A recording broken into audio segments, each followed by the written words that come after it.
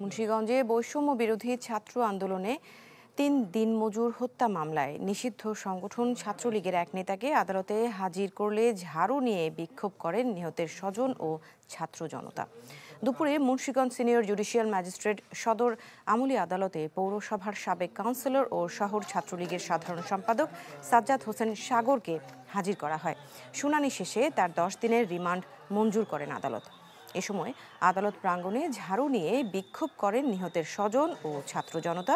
আসামিকে লক্ষ্য করে ডিম ছোড়েন তারা। আইনশৃঙ্খলা বাহিনীর কঠোর নিরাপত্তায় আসামি সাজ্জাদ হোসেন সাগরকে কারাগারে নেওয়া হয়। মামলায় বলা হয়, গেল বছরের 4 আগস্ট বৈষম্য বিরোধী ছাত্র আন্দোলনে গুলি ছোড়েন সাজ্জাদ হোসেন সাগর।